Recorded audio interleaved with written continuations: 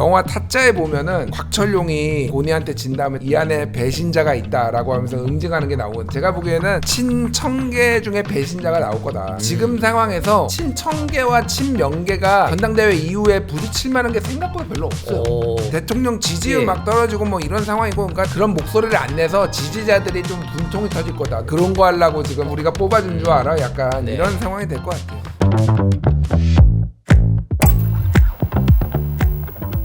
첫 번째 의제 바로 공개해 보겠습니다. 이 얘기 안 할 수가 없죠. 민주당 전당대회 오늘입니다. 오늘 드디어 이 긴 싸움의 승자가 오늘 나옵니다. 김민석 전 총리가 당권 눈앞? 어제였죠. 호남 그리고 수도권 생각보다 격차가 많이 났습니다. 8.4%포인트 차로 벌어졌습니다. 김 의원님, 네. 일단 호남부터 좀 저희가 정리를 해볼까요? 호남이 생각보다 크게 이겼어요. 이 정도의 압승을 예상하셨나요? 제 예상보다도 조금 더 벌어졌어요. 저는 김민석 후보, 정청래 후보 두 사람의 격차가 한 20%포인트까지 날 수도 있겠다. 전 정청래 후보가 한 35% 정도 받을 거라고 생각을 했거든요. 35요? 예. 거의 예측하셨네요. 32.65니까요? 예, 32. 근데 그거보다도 더 빠진 거죠. 사실. 그렇죠. 한 2.5%포인트 빠진 거죠. 예, 그러니까 호남이 다른 지역을 보면은요. 다른 지역에서는 표 차이가 다 몇천 표 차이예요. 몇백 표 차이도 있고 이를테면은 그렇죠. 거의 안 났잖아요. 충청은 심지어 303표 차이였고 300. 그러니까 불경도 그렇고 제주, 강원까지 쭉 온 거 보면은 거의 퍼센트 차이가 무슨 뭐 0.5 그렇죠. 뭐 1 뭐 이랬단 말이에요. 거의 종이 한 장 차이였는데. 전남, 광주, 전북만 25% 포인트. 그러니까 여기에서 끝났다고 보면 되는 것 같고 왜 이렇게 차이가 많이 났냐? 결국은 이제 정청래 후보가 내가 노무현처럼 이인재는 이제 그때 당에 뭐 주류의 지원을 얻고 내가 노무현처럼 호남에서 바람을 일으켜서 내가 당대표가 되겠다 이런 얘기를 했잖아요. 그랬죠. 그게 CR도 안 먹혔다. CR도 안 먹혔다. 정청래를 노무현으로 보지 않았어요. 그건 좀 너무한 거 아닌가요? 아니, 명확하게 만약에 노무현으로 봤으면은 밀어줬겠죠. 근데 생각해 보면은 정청래 후보는 전직 당대표였어요. 그렇죠. 당 노무현이 당대표나 뭔가 그랬죠. 그렇게 파괴력 있는 뭔가를 하진 않았잖아요. 그러니까 단기 필마로 올라오는 그 느낌이 전혀 없었고, 그리고 지금은 이제 정권을 안정시켜야 된다라는 가장 큰 염원, 거기에다가 서남권 반도체 클러스터 뭐 이런 것까지, 그리고 뭐 최근에 노이즈까지 막 이렇게 친청계에 있었던 것까지 합쳐져 가지고 압도적으로 표를 몰아줬다. 그러니까 원래 호남이 예전부터 말씀드렸지만 좀 전략적 투표를 하고 필요하면은 누군가한테 힘을 몰아줘가지고 안철수 박지원의 국민의당도 탄생시키고 조국혁신당을 호남에서 1등 정당으로 만들고 득표율 기준으로 이런 식으로 했단 말이에요. 그래서 이번에도 안 되겠다. 정청래가 되면은 당청 갈등 계속 생기고 계속 그럴 정권이 위기에 빠지겠다라고 판단을 해서 전략적으로 밀어줬다. 이렇게 봐야 될 것 같아요. 자, 저희 뭐 지금 수도권 민심도 사실 생각보다 또 차이가 덜 난 것 같아요. 호남이랑 비교해봤을 땐. 그 어떻게 원인을 분석할 수 있을까요? 정청래 후보 측이 호남권에서 크게 패한 이후에 서울 경기에서는 그래도 비율이 높진 않다고 하더라도 이길 것이다라고 자신했었던 것 같은데 결국에는 7%포인트 그러니까 그 졌잖아요. 그랬죠. 0.몇 %포인트 차이로. 이 졌다는 것에 대해서 좀 충격을 받았다라는 보도도 있고 실제 내부 분위기도 그런 것 같아요. 근데 호남 민심과 관련해서는 김준일 평론가 너무 잘 평론하셔서 제가 뭐 더 할 말이 없는데 제주도에서 52%를 얻으면서 모든 지역 가운데 이번에 그 서울 경기와 저 호남 하기 전에 충청, 불경 과반을 그 기록한 곳이 제주밖에 없었거든요. 김민석 후보. 근데 그걸 보고 호남에서도 제주 민심보다 조금 더 나올 것이다라고 저도 예측했었어요. 그게 대략 한 55% 정도 되지 않을까 싶었는데 실제로 더 얻어갖고 이건 뭐 저는 이거는 몰표죠. 지속적으로 말씀드렸는데 이재명 대통령이 이번 당권 선거에 굉장히 깊숙이 관여했고 그 관여하는 방식으로 뭘 택했냐? 호남권 반도체 클러스터를 택한 거예요. 그걸로 그냥 게임 끝. 호남권 반도체 클러스터를 잘 완료할 사람. 아까 뭐 전략적 투표라고 하셨는데 그 전략적 투표의 근저에는 저는 이익 투표 성향이 있다고 봅니다. 이익 투표. 호남에 있는 유권자분들, 권리당원분들이 자칫 이재명 대통령의 그 임기가 지금 1년밖에 지나지 않았는데 정청래 민주당 대표가 됐었을 때 당정 관계 불안으로 이어지고 이것이 2028년 총선이나 2030년 뭐 대선이나 굉장히 좀 잠재적 불안 요인으로 작용할 수 있다. 그럴 수 그러면 지금 이재명 대통령이 약속했었던 서남권 반도체 클러스터 800조 투자가 원활히 진행되겠느냐. 요것에 대해서 걱정하기 시작한 거죠. 더군다나 최근에 SK하이닉스와 삼성전자 주가가 그냥 막 출렁였잖아요. 조금 부침을 겪고 있죠. 경제권에서는 반도체 그 피크론이라는 게 있거든요. 메가사이클이 있지만 있죠. 결국에는 이거 뭐 언제까지 이렇게 이익을 많이 내겠느냐. 그리고 계속 그 캐파를 증설시킬 수 있는 여력이 있겠느냐. 이것에 대한 우려가 커졌는데 야 그러면 빨리빨리 해서 이거 마무리돼야 되는데 정청래 후보가 되면 그런 약속이 쉽게 지켜지지 않을 수도 있다라는 걱정, 그 공포감 이런 것들이 있겠군요. 적극적으로 김민석 후보를 지지하도록 만든 것 같습니다. 야 우리 미르님이 정확한 지적을 또 하나 주셨어요. 강원도도 과반을 했답니다. 아 강원도도. 야 역시 우리 구독자분들은 참 수준이 높으셔. 근데 저는 여기에 짧게 좀 반론을 하자면은 그 서남권 반도체 클러스터가 영향을 줬겠죠. 근데 예를 들면은 정청래가 되면은 그러면은 갑자기 정청래 대표가 나는 서남권 클러스터 반도체 클러스터 반대세 뭐 이렇게 나올까요? 그렇게는 못하겠죠. 그 다음에 또 대선을 나오고 싶어하고 호남에 표를 얻으려고 하는 사람이기 때문에 더 당연히. 열심히 했을 거예요. 근데 그것도 있지만은 그거보다도 그러니까 반도체 클러스터가 잘 되는 거 있지만 기본적으로 당청 관계에 문제가 생겨서 정권이 흔들리면은 이것도 영향을 받을 수도 있다라는 우려 정도죠. 그렇죠. 근데 제가 궁금한 게 있어요. 정청래 후보가 사실 지난번 전당대회 때, 그러니까 박찬대 지금 인천시장이랑 붙었을 때 호남에서 66%가 나왔었거든요. 66 나왔어요. 네. 근데 이 지금 한 1, 2년 사이에 이렇게 갑자기 민심이 확 꺼진 이유가 있나요? 그러니까 정확하게 반토막 난 거죠. 네. 왜 이렇게 싫어하는 거예요, 갑자기? 그러니까 그때는 전선이 명확하지 않았어요. 그때 인천 그때는 이제 묶은 게 인천 경기를 같이 묶고 서울 강원 제주를 같이 묶었어요. 그랬나요? 근데 서울 강원 제주에서 67, 인천 경기에서 68 얻었어요. 야. 그리고 여기에서 호남에서 66을 얻었으니까 사실은 지역에 가리지 않고 전반적으로 잘 나왔군요. 다 똑같이 60%대로 얻은 거예요. 오히려 그때는 충청권이 좀 덜 나오고 막 그랬어요. 그래서 그냥 그때는 대세가 정청래였다. 박찬대 후보가 그거를 정청래 후보의 그 라포라든지 이렇게 오래된 어떤 당원들에게 호소력 있는 그런 뭐 메시지를 그런 거를 이제 극복을 못한 거고 이번에는 전선이 명확했잖아요. 그러니까 한쪽에서는 배신자론 정청래 후보는 계속 한 번 배신하면 또 배신한다. 김민석 배신자기 때문에 또 배신한다 이거하고 내가 노무현이다 이런 노무현이다. 친노 친문을 이제 강조를 한 거고 한쪽에서는 여기 명청대전 벌어진다. 대통령 레임덕 온다. 어느 게 더 이제 소구력 있었느냐, 공포 마케팅이냐, 결국은 이제 후자인 거죠. 그러니까 그래서 그거를 극복을 못했다. 야, 우리 구독이님들도 정확한 분석을 하셨어요. 타라님, 정청래가 배신할 거라고 여긴 거야. 아나짱님, 그냥 정청래가 쓸모 없어진다고 생각한 거지. 이건 지역의 문제가 아니고 친명인 줄 알았더니 가짜 친명인 거다. 굉장히 날카롭습니다. 다음에 한번 저희 비대위원으로 초빙을 해야 될 것 같은데 지난해는 정청래 당대표가 된다고 하더라도 뭐 반명이겠어? 그러니까요. 이런 생각을 분명히 하고 있었죠. 서슬퍼런 정권 초기에. 그러니까 그 차이가 큰 것 같아요. 설마 그랬는데 진짜? 1년 지나 보니까 진짜였네? 이런 거죠. 약간 그리고 이런 느낌? 그때는 사실 이재명 대통령도 지난해 당대표 선거에서는 전혀 당대표 선거 관련해서 관여하지 않았어요. 지금은 굉장히 관여를 많이 한 거죠. 그때 당시에는 정청래 당대표 후보도 박찬대 후보도 똑같이 친명이라고 생각했기 때문에 그 호남권에 있는 권리당원도 이건 뭐 누굴 뽑아도 큰 차이가 없다라고 생각했었는데 지난 1년간의 과정을 거쳐보고 또 이번에 프레임이 완전히 굳어졌잖아요. 정청래 후보가 저는 반명까지라고 생각하지 않아요. 객관적으로 봤을 때. 그런데 멀명? 그 프레임을 딱 적용시켜 버리잖아요. 그러면 그게 작용한다니까요. 자, 근데 이제 남은 건 사실 제일 궁금한 건 말이죠. 오늘 이제 발표는 되겠지만 남은 변수가 무엇인가? 이거 뒤집어질 수 있는 건가? 지금 권리당원 투표가 남아 있는데 그리고 국민 여론조사 30%가 남아 있는데 과연 이 격차 김 의원님 예. 좁혀질 변수가 있습니까? 동아일보가 오늘 기사 썼더라고요. 예, 뭐라고 썼죠 저희가? 정청래가 여론조사에서 20%포인트 이기면은 뒤집어진다고.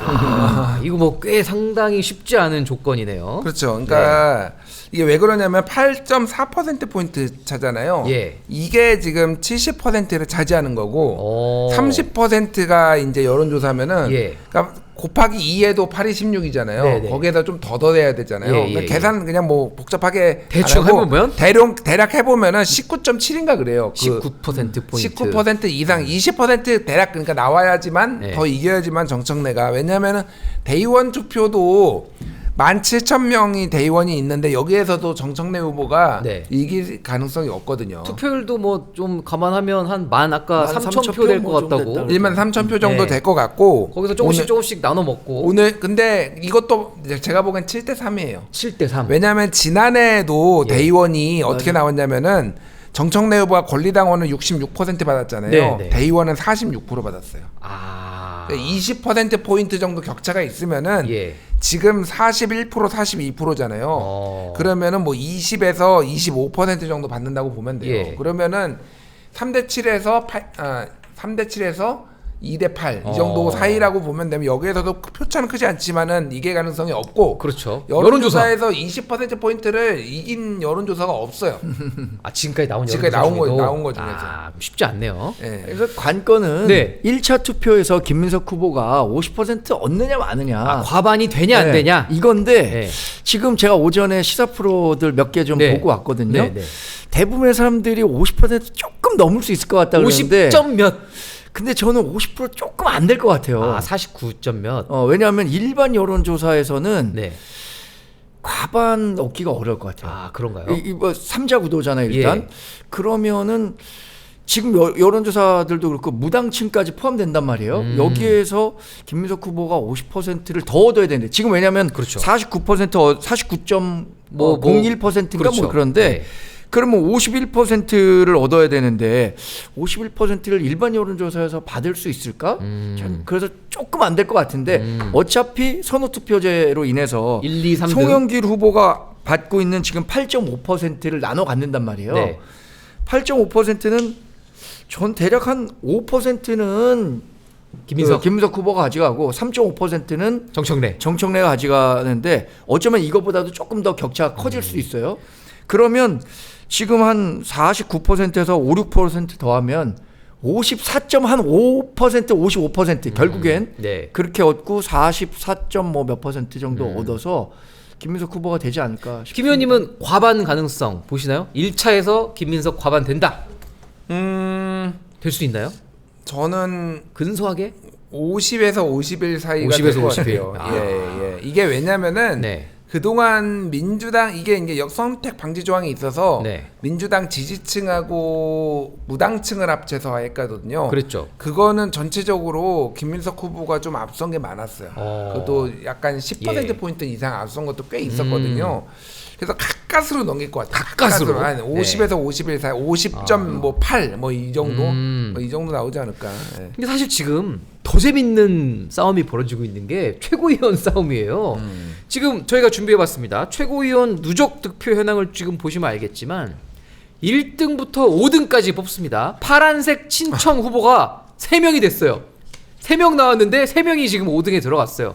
문제는 5, 6등 싸움과 1, 2등 싸움입니다. 잘 보시면 아시겠지만 4등 친청 이성윤 후보가 6등 친명 김용 후보와 불과 0.32%포인트. 이거는 뭐 그냥 언제든지 뒤집어질 수 있다는 얘기죠. 사실 1등도 저 정도 차이면 별로 큰 차이가 안 나 보여요. 정 의원님이 보셨을 때 지금 저 4, 5, 6등, 1, 2등 싸움 위아래가 지금 핫하게 붙어 있는데 어떻게 전망하십니까? 1, 2등은 네.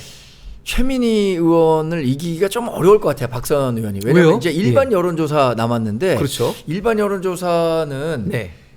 권리 당원보다는 훨씬은 아니겠지만 정치적으로 조금 더 저관여층일 거예요. 아, 권리 당원은 자기가 예. 돈 내고 뭐 그렇죠, 하니까 그렇죠, 예. 적극적으로 의사 표명을 하려고 하는데 그러면 이런 선거에서는 어떤 게 작용하냐?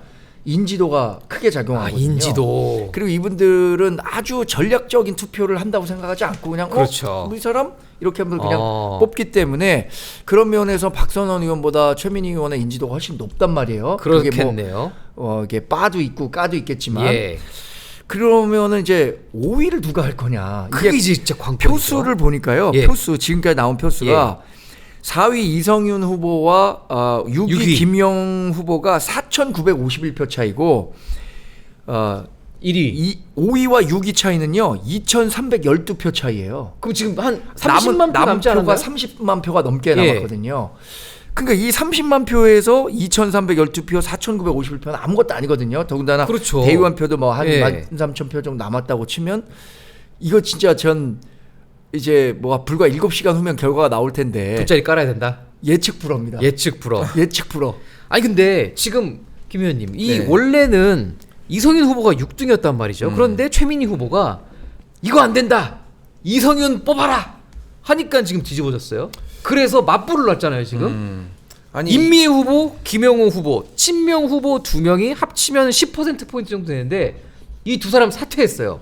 이거 영향 있나요? 그러니까 이미 여론조사는 끝났어요. 아 여론조사 끝났나요? 주말 사이에 다 끝났어요.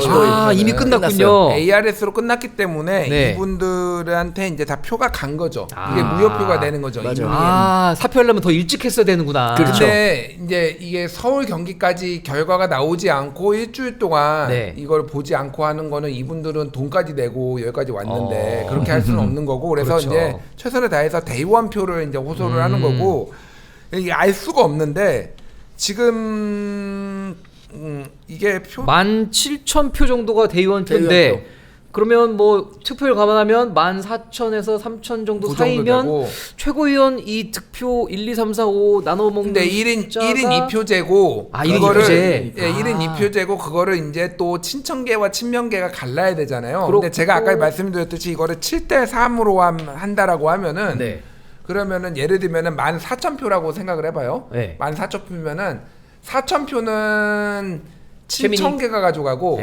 10,000표는 예를 들면 친명계가 가져가요. 그러면 이제 조합이 3명의 조합이 또 있잖아요. 이게 최민희 한민수, 최민희 이성윤, 이성윤 한민수가 있고 이쪽에는 박선원 서미와 김용 박선원 이렇게 있어서 이게 예측하기가 너무 까다로워요. 제가 복잡하네요. 복잡한데 저는 그냥 저 5명이 그대로 올라갈 가능성이 개인적으로 높다고 봅니다. 그래요? 저 5명. 왜냐하면은 여론조사가 더 큰데 여론조사는 지금 모르잖아요. 그렇죠. 근데 우리가 여론조사의 경향성을 하나를 보면은 인지도가 깡패다. 그러면은 최민희가 인지도가 제일 센 거는 부인할 수 없어요. 부인할 수 없다. 악명이 높잖아요. 또 여러모로. 그러니까 최민희가 여기에 그대로 1등을 굳힐 가능성이 높고 김용 후보가 일단 국회의원이 아니에요. 그렇죠. 최근에 뭐 많이 알려지긴 김용 하지만 이제 이재명 대통령 그 공소 취소 때문에 좀 논란이 됐었죠. 그리고 ARS 조사가 전체적으로 정치 고관여층이 답변을 하는 경향성이 있는 거를 감안을 하더라도 상대적으로 다른 5명보다는 인지도가 떨어진다고 보면 서미화는 사실 좀 국회의원이 더 떨어졌지만 이번에 약간 바람이 불었고 거기 또 호남 출신이라면서요. 호남 출신이고 그래서 김용 후보가 좀 떨어질 가능성이 높다 지금 상황은. 자, 우리 정스트라다무스는 아까 5등을 뒤집어질 수 있다? 아니 예측 불허라고 했는데 예측 불허다. 저도 굳이 베팅한다면 지금대로요. 이대로. 지금 이대로. 야, 이거 두 분이 일치했습니다. 김스트라다무스와 정스트라다무스가 아니 그 일치했어요. 33만 표 거의 30만 표 이상이 지금 여론조사에서 나오는데 뭐 말씀드리지만 여론조사라는 거는 그 권리당원보다는 정치 저관여층이고 그러면 인지도가 굉장히 중요할 텐데 김용 후보 같은 경우에는 글쎄 뭐 무당층에서도 그렇고 민주당 지지자라고 하더라도 글쎄 모르겠습니다. 여튼 이 표 차이는 언제든지 뒤집어질 수 있지만 여론조사에서 김용 후보가 막 상대적으로 굉장히 치고 나가는 여론조사 제가 본 적이 없거든요. 최고위원회에서도 그러면 비슷한 수준에서 그냥 마무리될 것 같아요. 우리 또 구독이님들은 근데 또 이렇게 말씀하신 분이 계세요. 타라님이 뭐라고 하셨냐면 아니야 지금 송영길 등이 대의원에게 직접 전화를 돌리고 있다. 몰표를 김용 후보에게 줄 수 있다. 이러면서 또 다른 예측을 하고 계십니다. 근데 대의원표가 14,000표밖에 안 된다니까요. 뭘 펴주면 또 어떻게 될지 모르죠. 네. 그러니까 무조건 2,000표 차이니까 30만 표 이상이 남아 있어요 지금. 그러니까 무조건 김용 박선원, 그렇지. 김용 서미와 이렇게 찍으라고 이를테면은 이제 지시가 내려갈 수도 있겠죠. 그거를 오히려 친청계가 되게 잘하기는 했는데 잘 모르겠습니다, 진짜로 이거. 야, 진짜 이 예측 불허의 스토리가 참 많은 이야기를 낳고 있는데 저희가 지금 누적돼 있는 질문들이 굉장히 많습니다. 막판에 하는 것보단 지금 털고 가는 게 좋을 것 같아요. 진달래님이 이렇게 여쭤보셨습니다. 정광재 위원께 만약에 김민석 대표가 당대표가 되면 이재명 대통령은 사법 리스크도 있는데 굳이 끝까지 할까요? 그러니까 이제 김민석 대표가 대표되면 마음이 안 바뀌나요? 뭐 이런 걸 물어보시는 것 같아요. 자기 정치 안 할까요? 뭐 이런 것 같은데 제가 어떻게 알겠습니까? 그거를. 저도 제가 모르겠네요. 어떻게 알겠어요. 근데 지금 김민석 후보를 지금의 자리에 만든 사람이 네. 이재명 대통령이라는 거는 뭐 누가 보더라도 같잖아요. 네. 근데 김민석 후보는 지난번에도 한번 네. 노무현 배신하고 한번 그런 전력이 날아갔다가 있으니까. 18년 동안 힘들었는데 그렇죠. 물론 이재명 대통령이 노무현 전 대통령의 버금가는 수준의 뭐 네. 팬심이나 팬덤 뭐 이런 로열티를 갖고 있다고 생각하지 않아요 아직까지.